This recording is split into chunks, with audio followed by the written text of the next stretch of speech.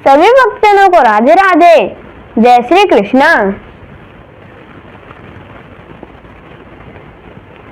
संक्षेप गरुड़ पुराण अध्याय 172 स्त्रियों के रोग की चिकित्सा, ग्रह दोष के उपाय, ऋतुचर्या तथा पथ्य कारक सर्वौषधियां। धन्वंतरी जी ने कहा, हे सुश्रुत, अब मैं स्त्रियों के रोगों की चिकित्सा का वर्णन करूंगा, उसे आप सुने।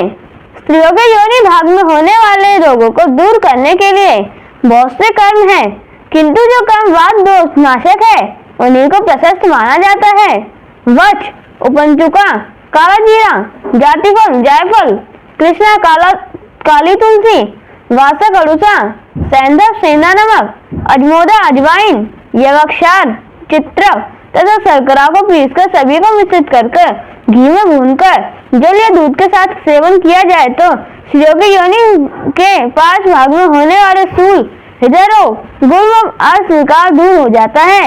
बेर की पत्तियों को पीसकर योनि भाग में लेप करने से उसकी वेदना शांत हो जाती है। लोर्ध और तुम्बी फल का प्रलेप योनि को दृढ़ एवं संकुचित बनाता है। पीपल, वट, पाकड़, गूलर और आम, इन पांचों के पल्ला व मधु युष्टि तथा मालती पुष्प का अग्नि या सूर्य के गर्मी में सिद्ध घृत पाक रक्त प्रदर एवं योनि दुर्गंध का विनाशक है। कांजी में जपा पुष्प, अड़ौल के फूल, ज्योतिषमती दल, माल कंगनी की पत्ती, दूर्वा और चित्रक को पीसकर शर्करा के साथ पान करने से भी योनि रोग दूर हो जाता है। आंवला, रसौद तथा हरितकी का चूर्ण जल के साथ पान करने पर वह स्त्री के रजो दोष को दूर करता है। ऋतु काल में लक्ष्मणा, श्वेत कंटकारी की जल को दुग्ध के साथ पान करने या नस्य लेने से स्त्री को पुत्र उत्पन्न होता है। 2.5 सेर दुग्ध और 1.25 सेर घृत में सिद्ध अश्वगंधा का रस सेवन करने से भी स्त्री को पुत्र प्राप्ति होती है। घृत के साथ लोस, सोंठ, पिप्पली और काली मिर्च तथा केसर के चूर्ण का सेवन करके तो वंध्य स्त्री भी पुत्रवती बन जाती है। कुश, कास, एरंड और गोखरू की जड़ को पीसकर उन्हीं के द्वारा सिद्ध गोदूध एवं शर्करा को पान करने से गर्भिणी स्त्री के उदर भाग में होने वाला स्थूल शांत हो जाता है। पाठा, पाड़ा, लांगिल, कल्याणी, सिंगस्य, कचनार, मयूर, चिचड़ा और कुटज, गिरी मल्लिका या कुरैया को अलग अलग पीसकर नाभि पेड़ू तथा योनि भाग में लेप करने से स्त्री को सुख पूर्वक प्रसव होता है। मदार या बुकली की जड़ का लेप प्रसूता स्त्री के हृदय, मस्तक और वस्ती पेड़ू भाग में होने वाली पीड़ा का हरण करता है। ऐसी स्थिति में स्त्री को दही अथवा गुनगुन जल में यवाक्षर को मिलाकर पीना चाहिए। 10 मूल के क्वास से सिद्ध घृतपाक भी प्रसूता स्त्री पीड़ा का विनाशक है। दूध के साथ साठी चावल का चूर्ण सेवन करने से प्रसूता स्त्री को दुग्ध होने लगता है। विदारी कंद, सतावर तथा कपास के बीजों को योग भी प्रसूता के दुग्ध वृद्धि में सहायक है। संशोधन के लिए प्रसूता स्त्रियों को मूंग का जूस पीना चाहिए। कूट, वच, हरितकी, ब्राह्मी, द्राक्षाफल, मधु और घृत का योग रंग, आयु तथा सौंदर्य वर्धक होता है। इन सभी औषधियों को वह बालक को चटाना चाहिए। स्तनजन्य दूध का अभाव होने पर बकरी अथवा गाय का दुग्ध बालक के लिए उचित होता है। बच्चे की नाभि में सूजन आ जाने पर उसमें अग्नि में गर्म की गई मिट्टी से सेंकना चाहिए। वमन, खांसी और ज्वर होने पर मुफ्त, नागर मोथा तथा विषा, सौंठ के चूर्ण को मधु आदि के साथ चाटना या क्वाथ बनाकर पीना चाहिए।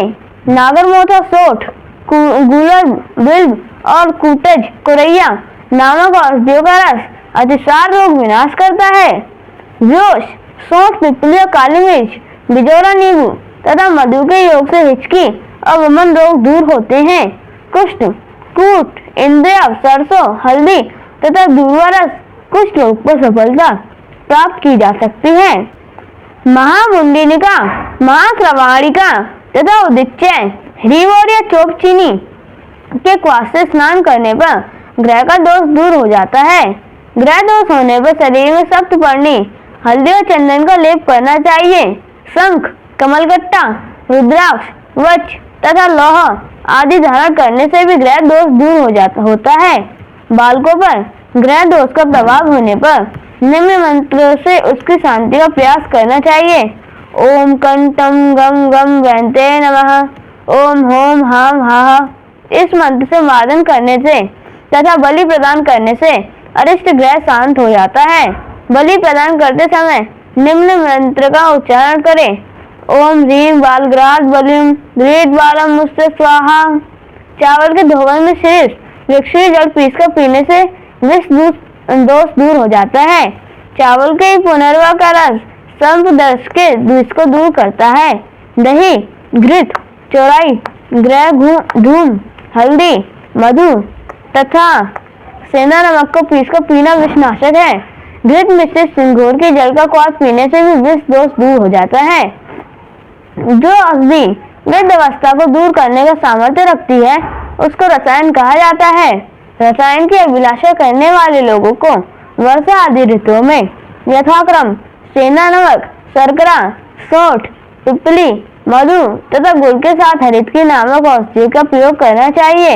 अर्थात वर्षा काल में सेंधा नमक, शरद काल में शर्करा, हेमंत काल में सौंठ, शिशिर काल में पिपली, वसंत काल में मधु तथा ग्रीष्म काल में गुड़ के साथ हरितकी का सेवन प्राणियों के लिए रसायन का कार्य करता है।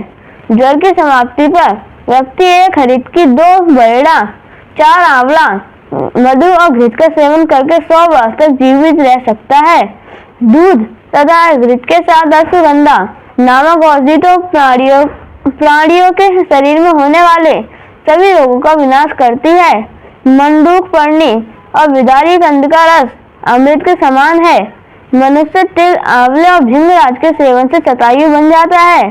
त्रिकटु, त्रिपुरा, चित्रक, गुरुचि, शतावरी, विड़ंग और लौचूट मधु के साथ मिलाकर खाना सभी रोगों का विनाशक बन जाता है। 1 भाग शतावरी तथा 10 भाग दूध से कल्क बनाकर शर्करा, पिपली और मधु से युक्त घृतपाक अत्यंत पौष्टिक होता है। चिकित्सा में प्रतिमर्श, अपील, नस्य, कृपण तथा शिरोविरेचन ये 5 कर्म कहे जाते हैं। क्रमशः माघ आदि प्रत्येक 2 मास की एक ऋतु होती है। इस प्रकार एक वर्ष में 6 ऋतुएं होती हैं। इन सभी ऋतुओं में अग्नि सेवन, मधु, दूध और दही के विवर्त आदि का सेवन करना चाहिए। मनुष्य को शिशिर ऋतु में स्त्री के साथ रहना चाहिए। वसंत ऋतु में दिन में सोना उचित नहीं है। वर्षा ऋतु में दिवा निद्रा तथा शरद काल में चंद्र किरणों का सेवन मनुष्य के लिए त्याज्य है। साठी चावल, मूंग की दाल, वर्षा का जल, क्वाथ और दूध पथ्य है। नीम, अलसी, कुसुम्ब, सैजन, सरसों, ज्योतिषमती तथा मूली का तेल भी प्राणियों के लिए पथ्य माना गया है। ये कृमि, कुष्ठ, प्रमेह, वात क्लेशमज, दोष और सिर में होने वाली पीड़ा का नाश करते हैं। अनार, आंवला, बेर, करौंदा, चिरौंजी, नींबू, नारंगी, आमड़ा और कबित्त नामक फल भी पथ्य है, किंतु ये पित्तवर्धक और अग्नि विनाशक है तथा इनसे कफ जनित दोष दूर होता है। जल, नागरमोथा, इक्षुरस और कुटज मलमूत्र के अवरोध को दूर करने में समर्थ होते हैं। धामागर अर्थात घिया तौरैया को सदैव वमन के रोग में सेवन करना चाहिए। पूर्वांग काल में वमन करने के लिए मच के साथ खैर और इंद्रियों का सेवन लाभप्रद है। पित्त दोष होने से प्राणियों का अन्न आदि कोष सबल नहीं रह पाता, उनमें एक प्रकार की मधुरता रहती है। वात और कफ दोष का आश्रय मिलने से उसमें दोष अधिक ही आ जाते हैं। वात, पित्त और कफ इन त्रिदोषों की समान स्थिति रहने पर उन कोष्ठों की क्षमता मध्यम रह जाती है। उस स्थिति में ना तो उनकी कार्य क्षमता में शिथिलता रहती है और न उनमें दोषों की क्षमता की अभिवृद्धि। शरीर के अंदर स्थित कोष्ठ का कार्य चलता रहता है। पित्त दोष होने पर निषोध का सेवन करके विरेचन रहना चाहिए। सेंधा नमक, सौंठ, निषोध, हरितकी तथा विड़ंग को गोमूत्र से शुद्ध कर शर्करा और मधु के साथ सेवन करने पर विरेचन में अधिक लाभ होता है। वात दोष के प्रबल होने पर उत्पन्न हुए दोष में रोगी को 1 भाग एरंड तेल और 2 भाग त्रिफला का स्वाद पान कराकर वमन करना चाहिए। 6 अंगुल 8 अंगुल या 12 अंगुल लंबी बांस आदि की नेत्र अथवा पिचकारी बनाकर और इस पिचकारी में करकेंदु बेर फल के समान छिद्र करके रोगी को उत्तान सुलाकर वस्ती क्रिया करनी चाहिए। निरुवादान या निरुवस्ती का प्रयोग में भी यह विधि कही गई है। इन दोनों विधियों में औषधियों की मात्रा आधा पल, 3 पल तथा 6 पल होनी चाहिए। इसी मात्रा को क्रमशः लघु, मध्यम तथा उत्तम कहा जाता है। इस वस्ती विधि में शतावरी, गुरुचि, भृंगराज तथा सिंधुवार आदि के रस में भावित हरित के 1 भाग, बरेड़ा 2 भाग और आंवला 4 भाग होना चाहिए। ये औषधियाँ उदर रोग की पीड़ा को समाप्त कर देती हैं।